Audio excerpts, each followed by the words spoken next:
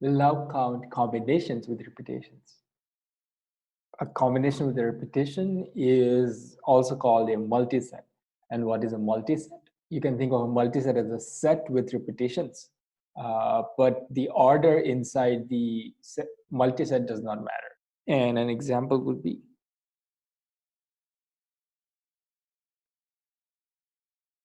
so you can have a multiset with 1, 1, 2, 3, 3. And the question for multisets would be something like,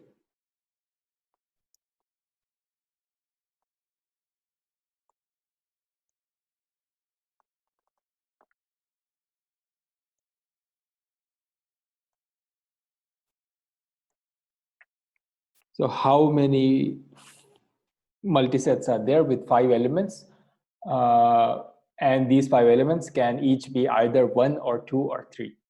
But the order does not matter. If this was, if you had a first element and a second element and a third element and a fourth element, then this would be a question about permutations. Okay, and the order not mattering makes this slightly more tricky, as we'll see. But turns out the answer to this question is not that hard. Now, this is probably my favorite trick from combinatorics. And that's because this simple question of forming multisets can have multiple interpretations.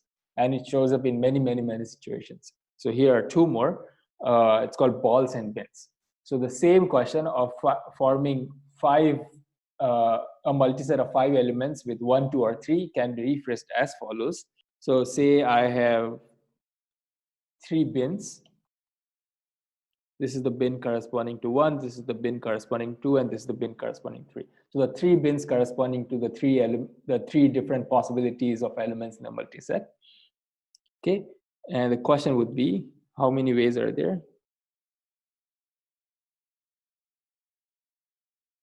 to put 5 indistinguishable balls in the above 3 bins? And why is this question the same as forming multisets? Well, let's look at this multiset. So I have 2 ones, and if I have 2 ones, then I'll put 2 balls in the bin corresponding to 1. Then I have 1, 2, and so I'll put 1 ball in the bin corresponding to 2. And then I have 2 threes, so I'll put 2 balls corresponding to the bin number 3.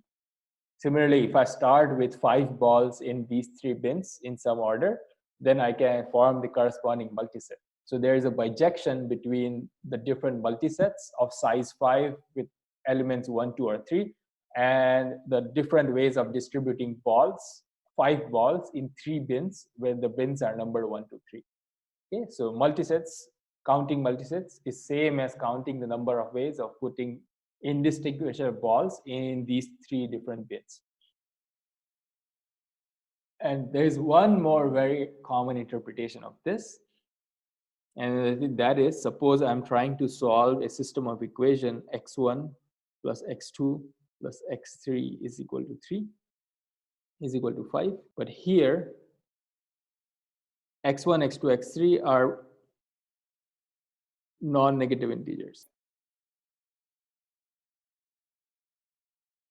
And I'm asking the question, how many solutions are there to the above equation?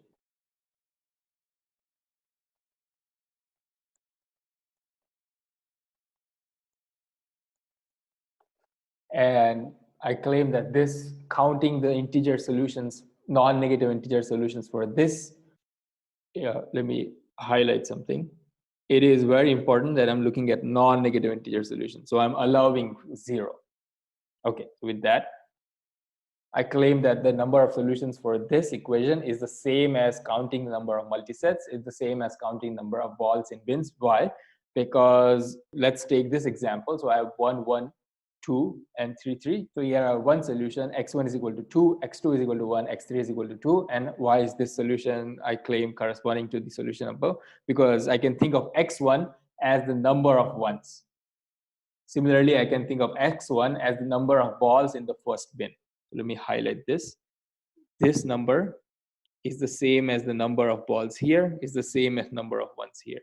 Similarly, this number is the same as number of balls in here, is the same as number of twos in here. And this 2 is the same as number of balls here, which is the same as number of threes.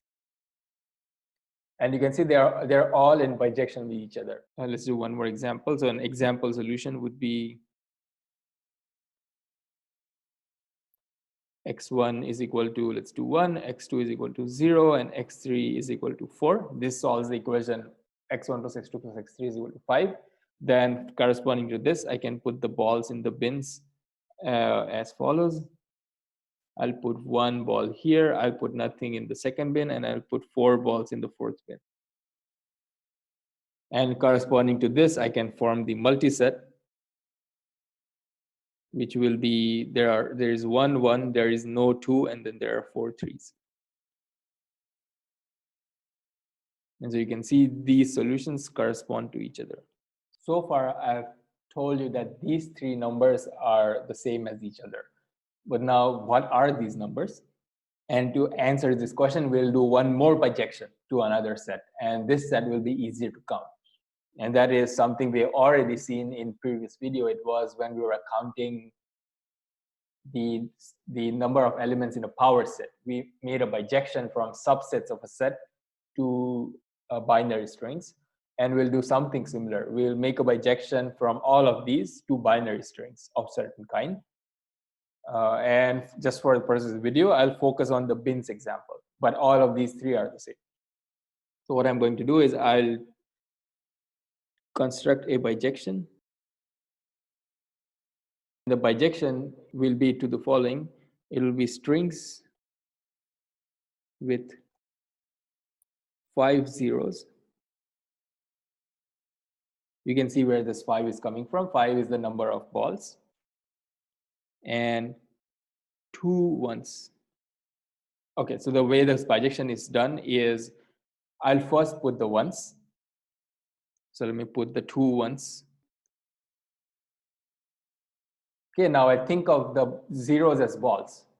And the balls that are in 1, I'll put to the left of the first one. Let me highlight colors. So I'll see how many balls are there in the first bin, and I'll put that many zeros before the first one. So I'll put here 1 0. Then I'll see how many balls are there in the second bin, and I'll put that many zeros in the middle. And right now I see none. And then I see how many zeros are there in the third bin, and I put those many zeros after the last one.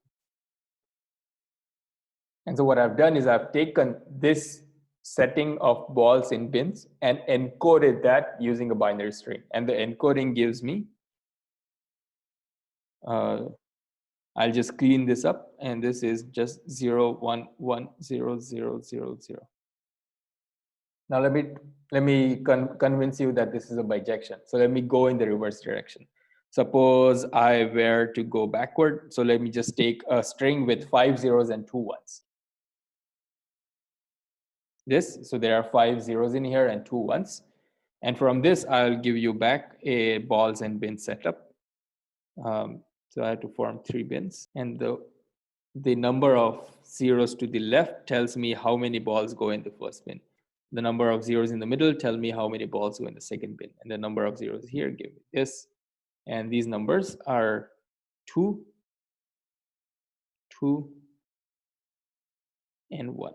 And this corresponds to the solution x1 is 2, x2 is 2, x3 is 1.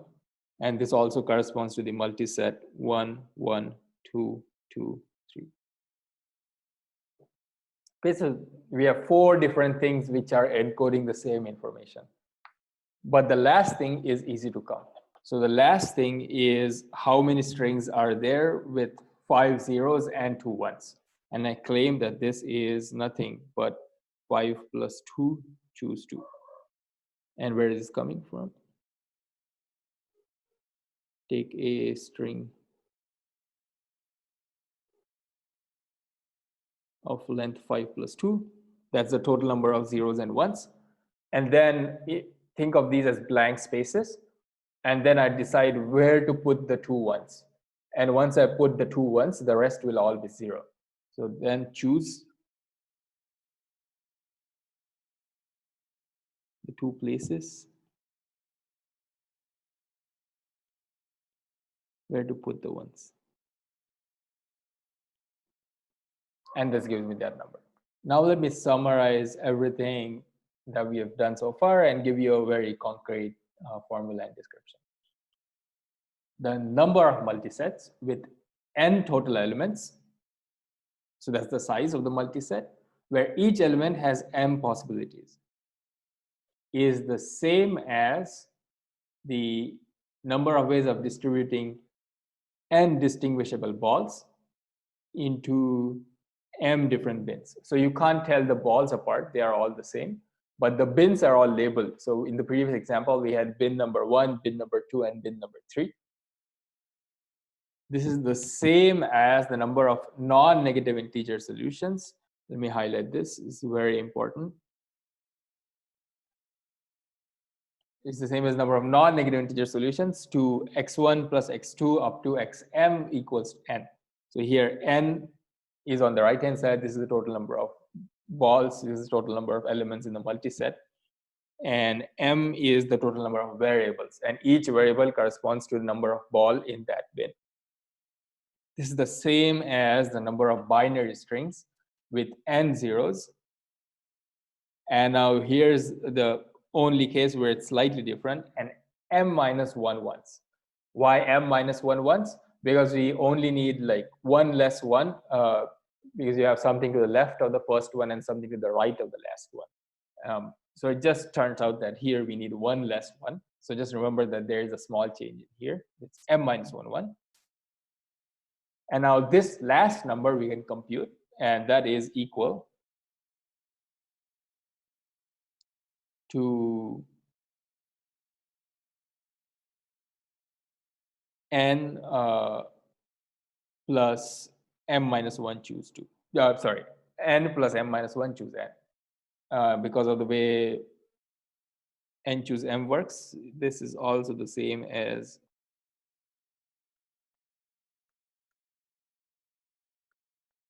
maybe I should highlight the m's differently.